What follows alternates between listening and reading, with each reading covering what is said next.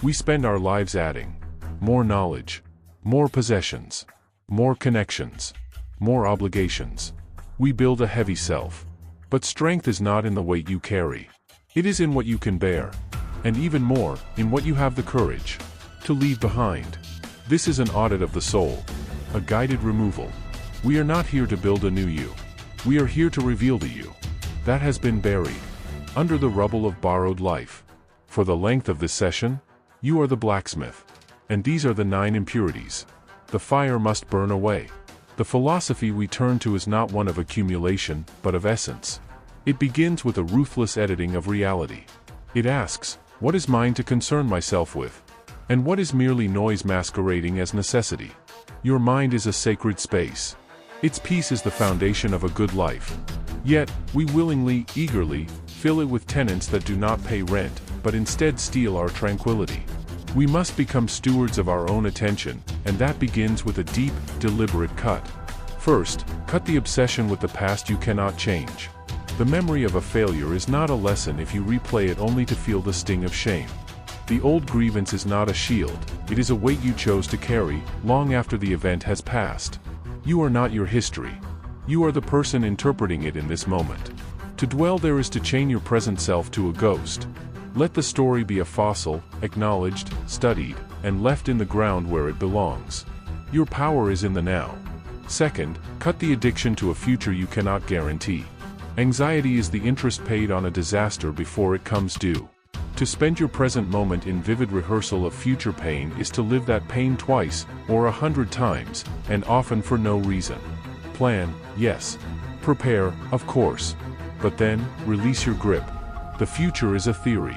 The present is the only real workspace you have. Stop mortgaging your current peace for a hypothetical storm. Third, cut the hunger for external validation. To outsource your self-worth to the opinions of others is to make yourself a beggar at 1,000 unstable doors.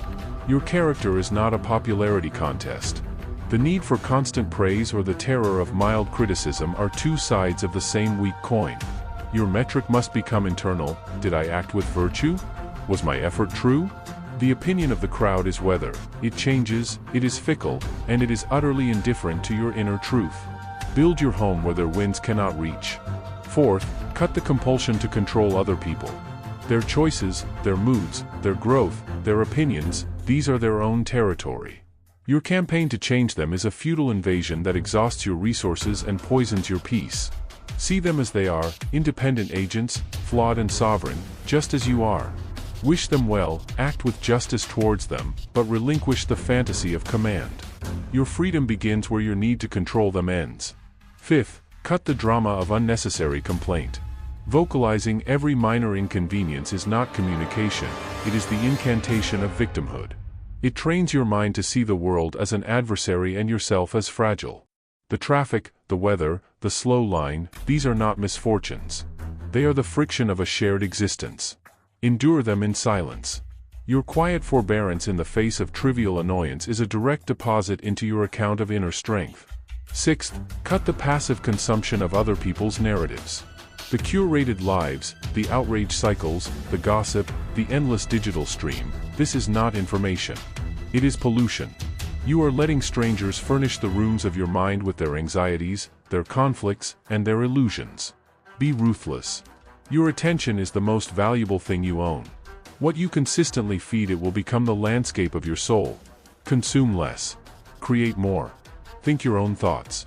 Seventh, cut the fragile identity tied to your possessions and status. Your job title, your car, the labels on your clothes, these are costumes. They are not you. To fear their loss is to fear the removal of a mask. True worth cannot be repossession. Anchor your identity to qualities no market crash can touch: your integrity, your resilience, your capacity for reason and kindness. Be someone who would still be themselves if everything external was stripped away. 8. Cut the belief that comfort is the goal. A life organized around the avoidance of all discomfort is a life in retreat. It is a small, padded room. Difficulty is not the enemy of a good life, it is the necessary resistance against which your character develops strength. Seek challenge voluntarily. Welcome friction as your teacher. Comfort is for recovery, not for residence. 9th, and finally, cut the illusion of endless time. You act as if immortality is a given. You postpone the vital work, the difficult conversation, the authentic life for a tomorrow you are not promised. Your mortality is not a morbid thought, it is the ultimate editor. It asks, is this worry worthy of my one, precious, fleeting life? Is this resentment? Is this fear? Let the awareness of the limit sharpen your focus on what is essential. It makes the trivial unbearable and the vital urgent. This is not deprivation. It is liberation. Each cut is not a loss, but a reclaiming of territory. With each weight you drop, you stand taller. With each distraction you remove, your vision clears. The goal is not emptiness, but space, clean, open, hallowed space for what matters. For your purpose to breathe. For your relationships to deepen. For your own voice to be heard above the noise you use to call your life. You are left not with less, but with more. More focus. More time. More energy. More peace. The gleaming blade is not the iron that was added, but everything that was removed.